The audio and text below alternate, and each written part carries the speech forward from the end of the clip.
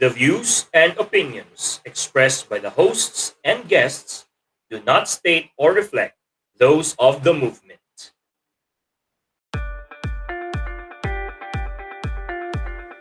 Sa history, marami ang nalilito kung ano ba ang tunay, ano ba ang kwento. Pakinggan natin ang mga dalubhasa. Intindihin ang kasalukuyan sa pag-aaral ng nakaraan. Tayo na't makilahok sa ating talakayan. Ito ang HistoREAL, ang katotohanan sa ating kasaysayan at lipunan.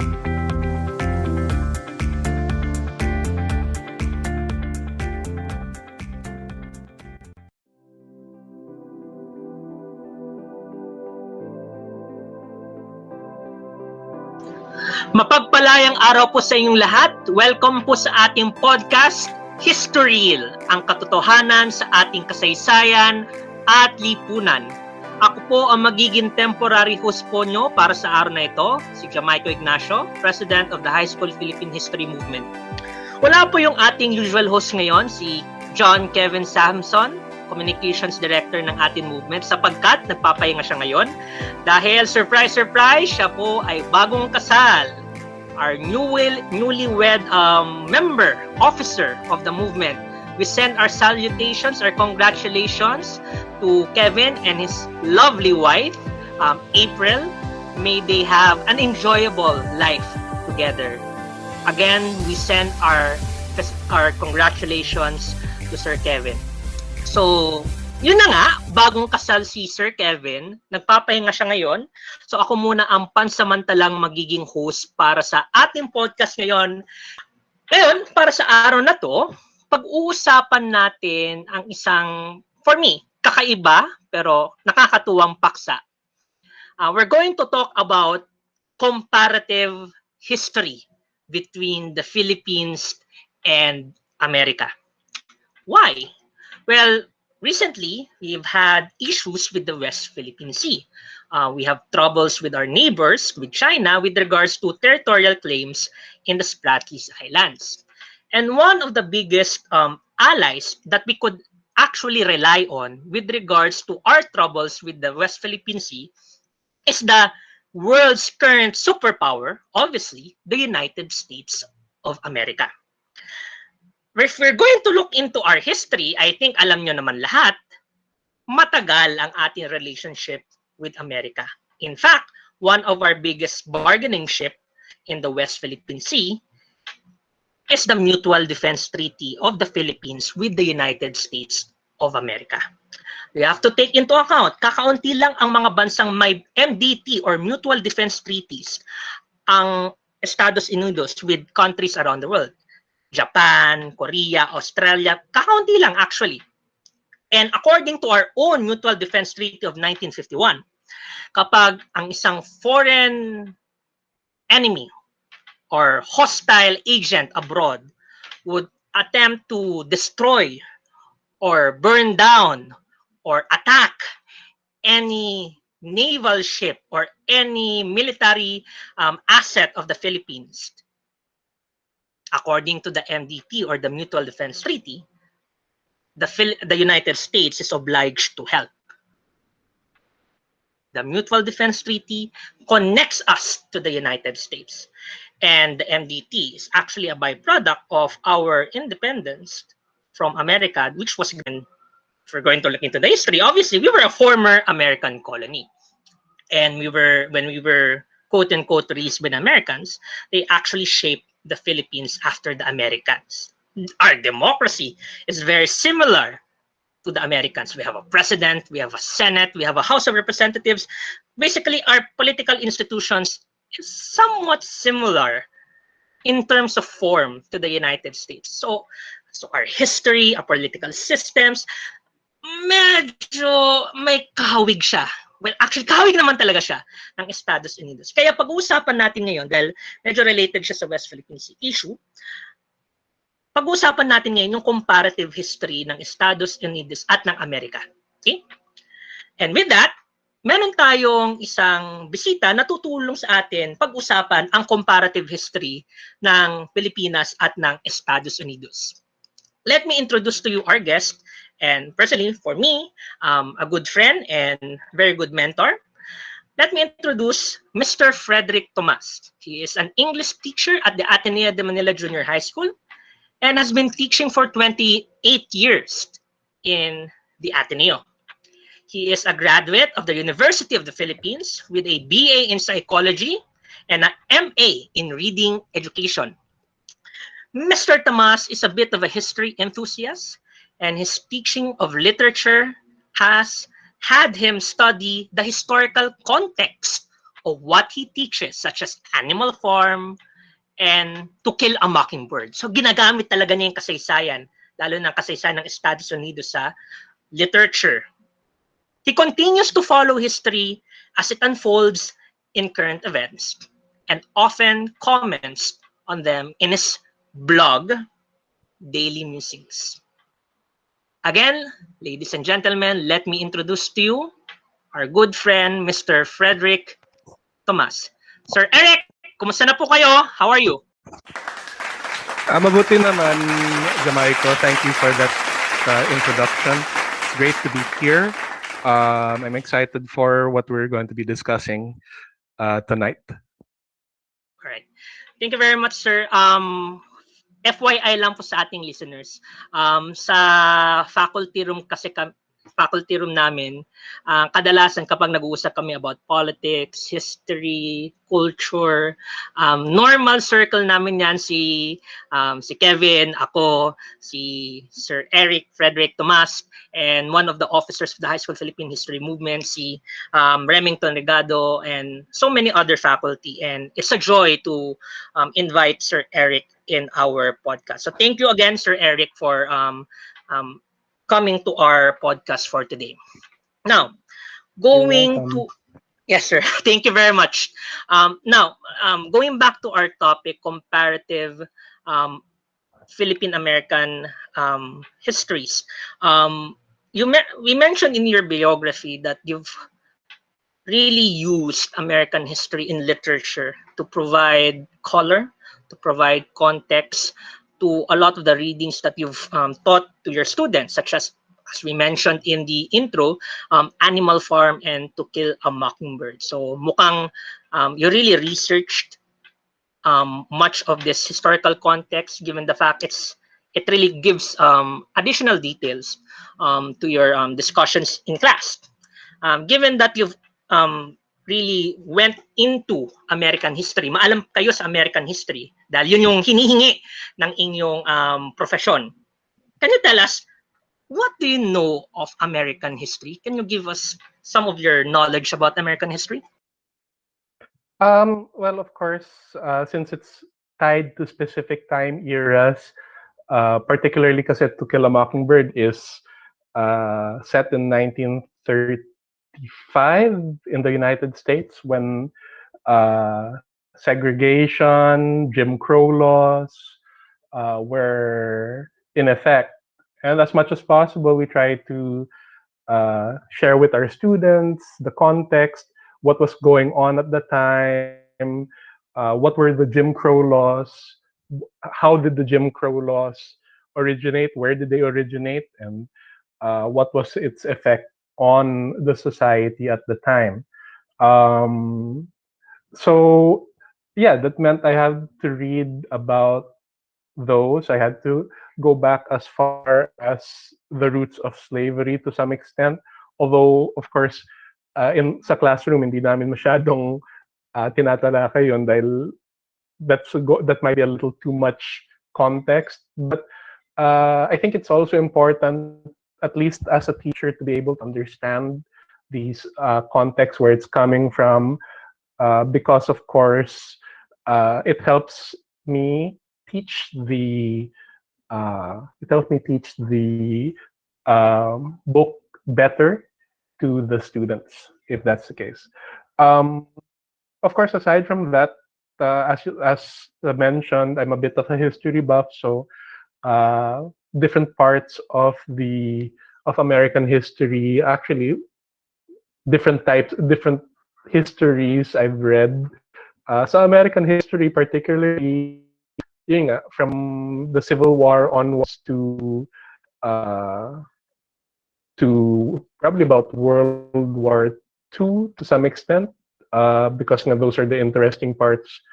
Those are the parts of American history that I found interesting. Um, at the same time, I do try to read whatever I can get. So yung mga yung American essays by American writers, I try to understand where they're coming from, how they view the society they're in. So yun, that's about a brief look at the extent of what I know about American history, of what I've read about it. At the same time, also, aside from current events here in the Philippines, I also take a look at global current events, especially what's been happening in the United States the past few years. So, doesn't really make me much of an expert, but at least I'm aware of what's going on. Uh, I'm aware of what's going on, basically. Well, sir, you have to realize it's part of our profession as educators. You may not be an expert, but the mere fact that you have a True. degree of content expertise give us a degree of understanding of, even though America is an oceans away across the Pacific from us, we understand it kasi it's part of our Right. admittedly, we have shared history with the United States. So, Oh, very much. kaya kasi tayo, mga educators tayo, by hook or by crook, matututunan din talaga natin yung United States. We're intertwined to it. No matter how much we might hate America, we're connected to it, unfortunately or fortunately, depending upon your perspective. So yun. So I see Correct. that you utilize American history to add a degree of perspective on literature in addition to your curiosity, interest with U.S. history. With that being said, you being an educator, frequently teach literature with a little bit of American history. For sure, siguro may nakukuha kayong mga lessons along the way, may nakukuha kayong scholastic opinions along the way, may nakukuha kayong observations. From this knowledge, for after teaching To Kill a Mockingbird, to teaching Jim Crow, not teach, explain Jim Crow laws, Explaining. the concept of slavery, discrimination, social injustices from America. What are some of the comparisons that you can make between Philippine history and American history, given that you have a degree of content understanding of American history and, of course, our own history? Okay. Yeah. So definitely both countries were born uh, out of under subjugation, basically, because like the United States was originally a British colony. And then, of course, we were an American colony for a while. And I think one of the lasting legacies of that uh, is, of course, how they put it.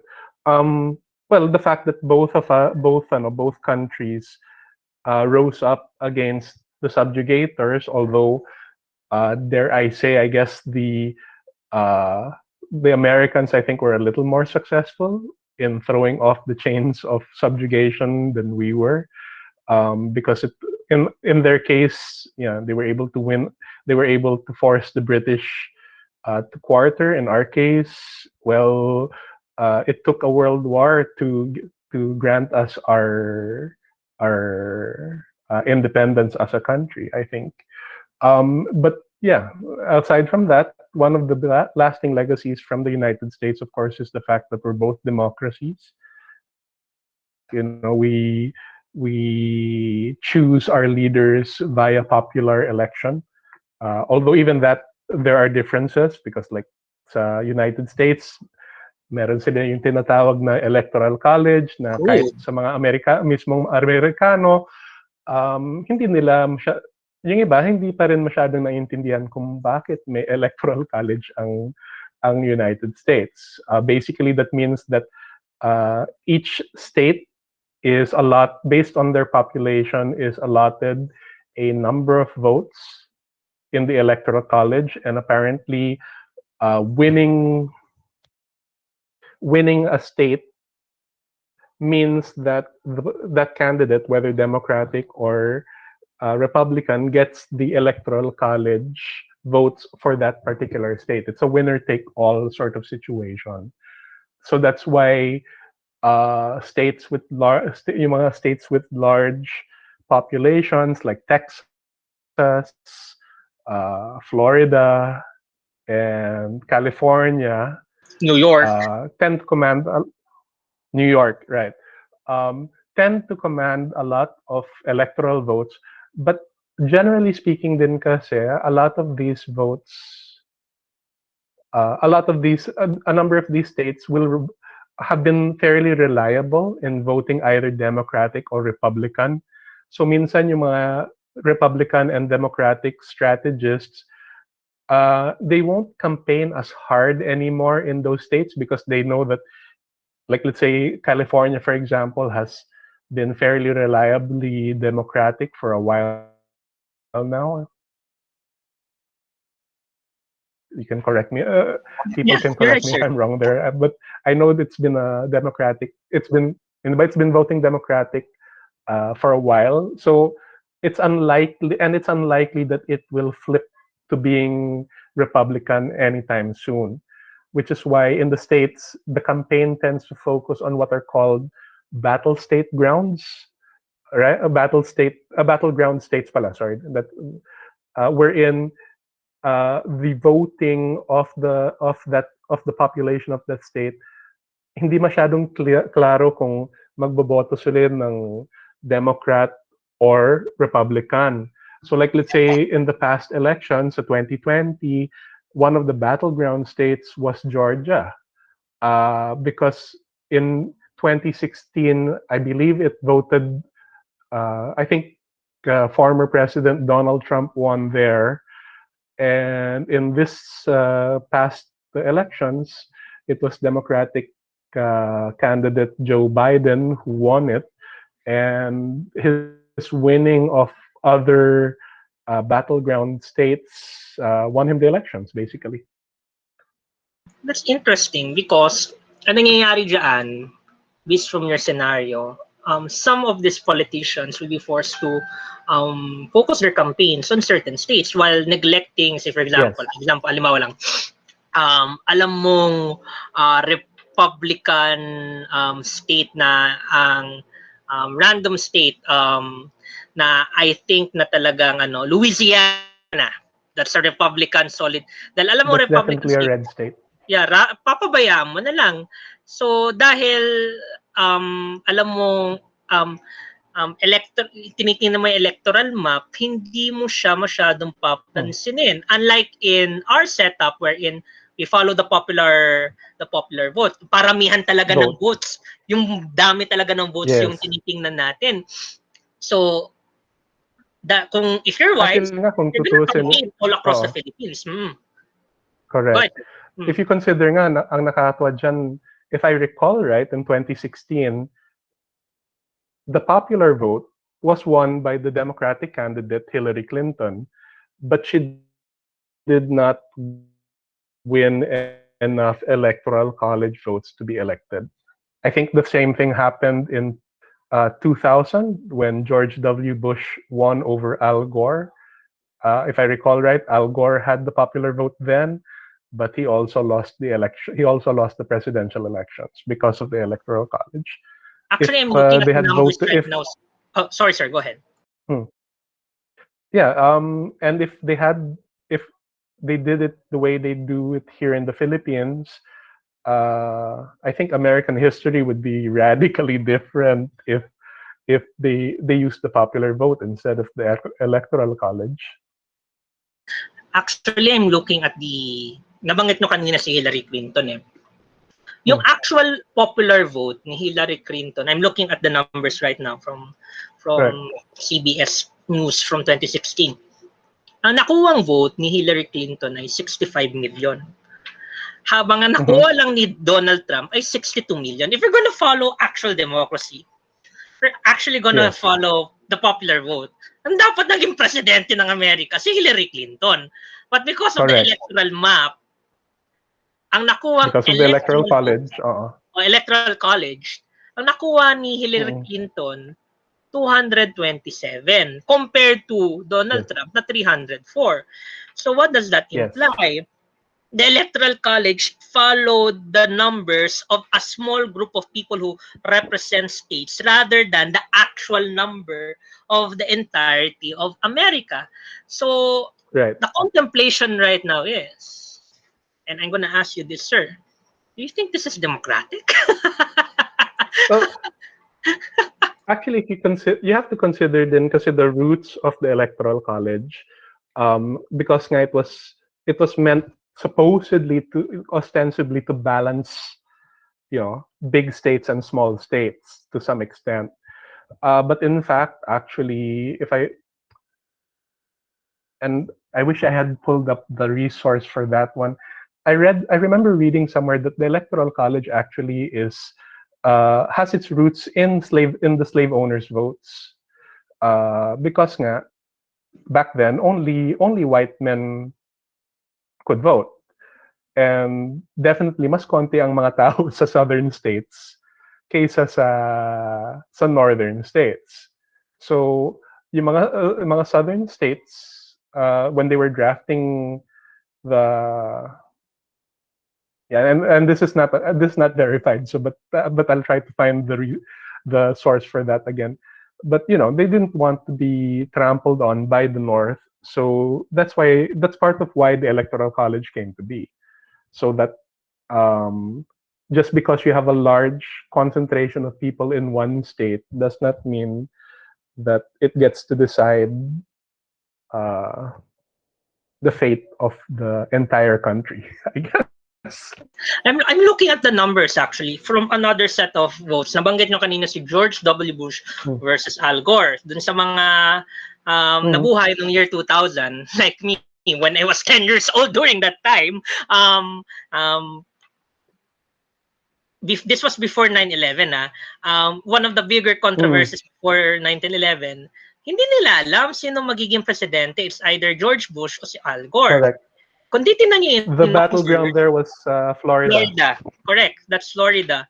Ang numbers, popular vote, mas angat si Al Gore. He had nearly 51. Actually, it's 50,999,000. Habang si George Bush ay 50,400,000 lamang. But if you're going to look at the electoral vote, dahil nakuha niya, nabingwit niya yung Florida, he got more electoral votes, 271, compared to Al Gore, which is 266. And I think that was a big controversy. It even reached the Supreme Court. Correct. The only reason why medyo nakalimutan ng mga tao ito is because of 9/11. People were now more focused on uniting the United States of America, fighting the Al-Qaeda, terrorism. Basically, Al Gore actually being a statesman-like figure in America, he gave way and he wanted America to be united. And I think that's the better part of American history. Kahit medyo mainit-init yung politika nila noon, Al Gore, despite the heat of the battle, he knew that the US needed to unite, lalo na a few months later, Osama bin Laden unfortunately led to that initiated that act that led to unfortunate loss of lives. And given with all of that details, dalawang beses,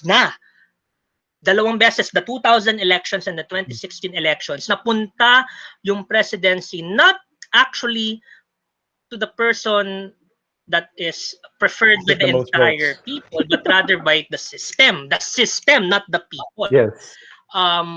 Correct. Comparing it to the Philippines, not directly, it's the people who votes through the popular vote. Given the comparison, sir, what can you say comparing these two types of systems, sir? With the if that's going to lead to a question whether the electoral college would work out here, I don't. I wouldn't. That I wouldn't. I probably wouldn't allow that because first of all, it's a fairly archaic system, True. and at the same time, I don't know. Is it easier to game that system? I'm not quite sure. Um, Parang I'm not that well versed in the ins and outs and intricacies of the electoral college to ano. But yeah, but it's a weird part of the American electoral process that we don't have. So yeah, that's a very probably something interesting to explore. I Tsaka think. ano sir I want to add to that. Kasi pag electoral college, ilang tao lang yan. And Yes. just a few hundred people, and you have a bunch of rich politicians surrounding you, regional warlords, But you have a lot of yeah, money, yes, you're going to have a lot of faithless electors. Uh, yes. Yeah, para, faithless electors. On the subject of those faithless electors, because I think the United States recognized that fairly early on, and there are actually penalties for electoral college representatives who don't vote the way they're supposed to vote. So yeah, I'm not sure whether that would be, but yeah, in this case, because in our case, corruption is a lot.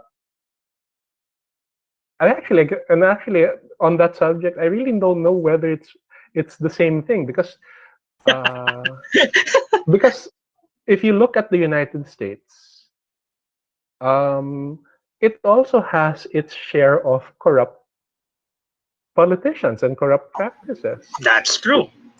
Diba? I mean, the past 4 years of Trump had Richard its not Nixon pa lang. Tingnan niyo si Richard Nixon. Richard Nixon, and each Clinton, Bill Clinton, for example, had that wonderful Monica Lewinsky episode, right? So you really can't say that. I mean, I guess it's all boils down to the fact that we're human, we're flawed, so people will make and commit mistakes, and sometimes on a grand scale. Um, so corruption is something that both countries, I think, will share. And another interesting thing that I realized, so we're so hung up on dynasties, political dynasties here in the Philippines. Um, but if you look at the United States, you have the They have their own. Kennedys, you have the Roosevelts, the The Tafts, Bushes. the Bushes, right? Um, and there they're also as numerous as what we have here in the Philippines. Yes. Although at the same time, I also don't know uh, if there's a difference in the states, whether I don't know, are the political families there more honorable? I'm sure some of them are. But at the same time, I'm also pretty certain that a number of them would mirror some of our dynastic clans here in the Philippines. Parang it's a democracy. People are supposed to be equal, but unfortunately, when you have people with money and political power because of the wealth that they have, there will be abuses of the systems, and of course the great desire to keep one's position. Actually, nga, sa United States, dito at least we have term limits, sorta, kinda, because ang nangyayari lang, you just have to have a large enough family to play musical chairs with the positions. Um, in the United States, I realize in the United States there are no term limits, right? You have you have such such phenomenons as 6, 7, 8 term senators or representatives. Joe So they're Biden actually practically, was stayed in the Senate for a long time yeah, before he ran as vice exactly. president of Oh, Obama. Mm-mm. who are some of the other, Jesse Helms, Strom Thurmond. Yeah, these are people who stayed in the Senate, who made being in the Senate or being in American politics their, their life work, basically. So you can see the similarities of Yeah. our shared history in politics and Oh, democracy. We have the challenges of political dynasties, of corruption. You can see a lot of commonalities between the Philippines and the US through this regard. yes, And that's later, true. we're going to wrap things up. Using all of this knowledge, gagamitin natin to wrap things up and try to understand ano baka pwede natin matutunan mula dito. Sa ngayon, magkakaroon po muna tayo ng break. Babalik po kami. HistoREAL, ang katotohanan sa ating kasaysayan at lipunan. We'll be right back. Stay tuned!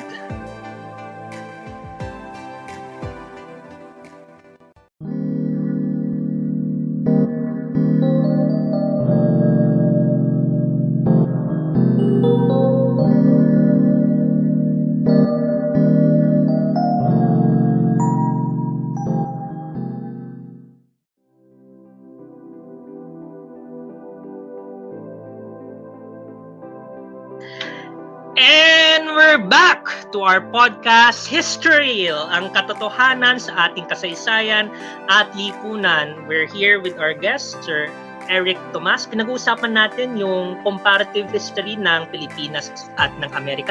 Kanina napag-usapan natin yung political aspecto o political aspect ng American history, and we can see there are commonalities. There's a degree of dysfunction, there's a degree of corruption, there are political dynasties. Sir Eric, given that we know all of this, may pagkakapareho naman talaga yung kasaysayan ng Amerika at ng Pilipinas. Alam natin to. We've talked about this earlier. Although there are more. Obviously, there are more. It's just that we're There's a limited by lot time. more. But based on our preliminary observations earlier and what you know of, what lessons can the Philippines learn from our shared history with America? What can we learn? What can we take from all of this knowledge? Okay, first thing, if you look, sometimes it can be frustrating about our history when we take a look at how slow it seems that change is happening. Right, we've had a president who keeps on promising 3 to 6 months everything will change, but we all know that that's not something that's going to happen anytime soon. The thing is, if you look at the United States as a point of comparison, it tells us that change is playing the long game, meaning it takes change, especially that of one's culture and of one's values and beliefs, takes a long while.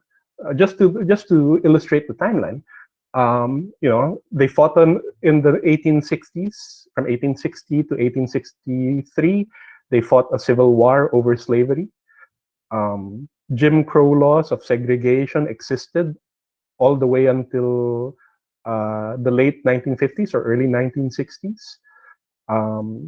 So after that, supposedly black and white, or black and people of color and white people could mingle freely. But just recently, last year, America basically burst into flames because a white policeman basically murdered a black man by kneeling on his neck. George And Floyd. we still George Floyd, yes, which of course which helped spark off the Black Lives Matter. But of course, he's not the only one, because over the past years, you've had incidents of people of color getting shot because they made the wrong move.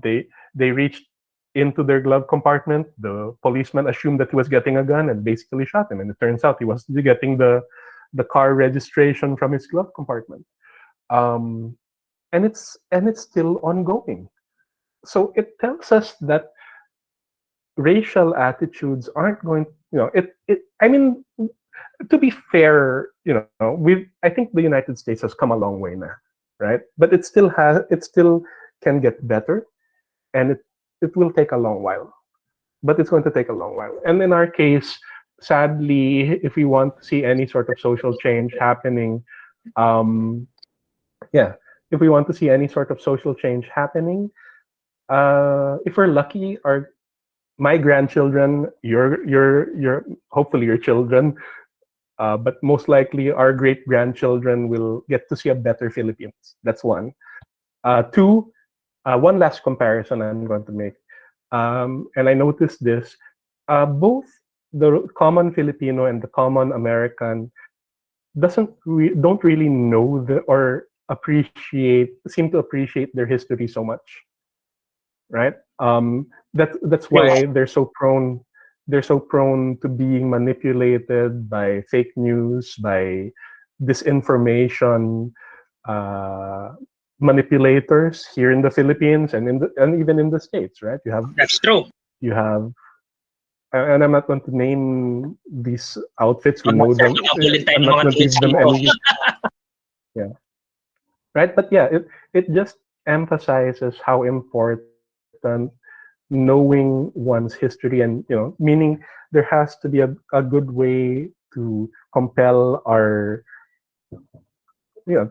Filipinos and even Americans to learn their history, to appreciate what it is that came before them. Because if we know what came before us, hopefully we won't repeat the same stupid mistakes in the future.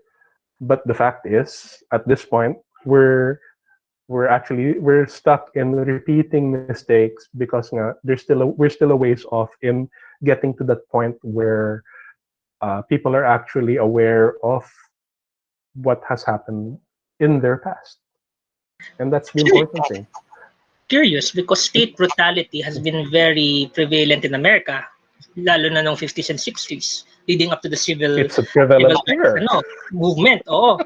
And state abuses is also prevalent in the Philippines. Let's admit it. It's been prevalent, especially during the martial law era.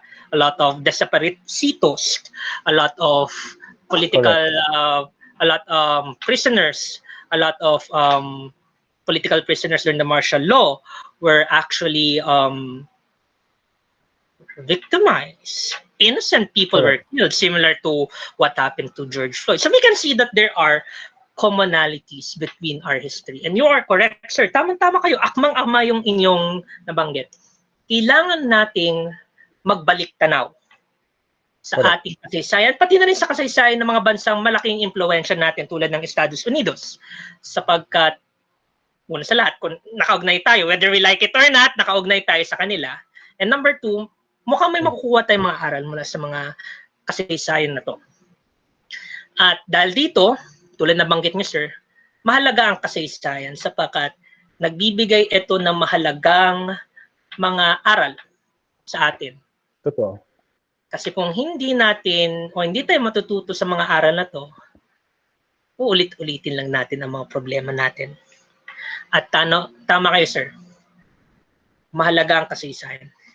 Kailangan ito upang magamit natin, ito upang matutunan ang mga makabuluhang mga dapat natin matutunan sa ating kasaysayan. At magamit natin ito upang mas sumulong tayo sa kinabukasan. As we compare the histories of America and the Philippines, we try to look into trends. We try to look into commonalities and differences.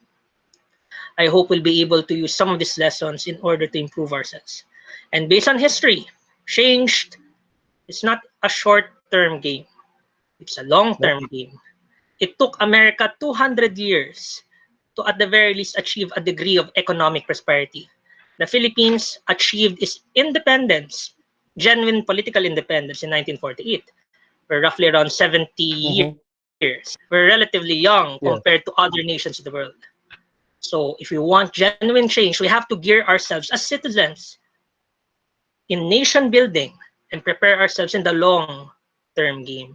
That's why citizenship, political participation, history is important in order to provide meaningful change for our country, for the betterment of our nation, of our future.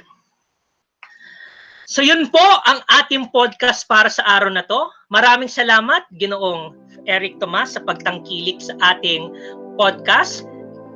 Naway nag-enjoy po kayo sa ating podcast ngayong araw na to. Sa linggo, magbabalik po si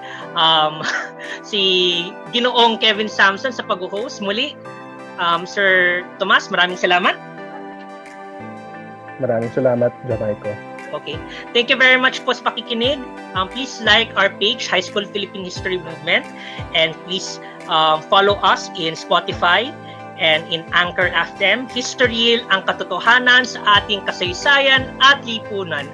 Ako po ang inyong host, temporary host, Jamaico D. Ignacio, na nagsasabing paalam, maraming salamat, kita-kita po sa susunod na linggo. Bye-bye! Ingat po!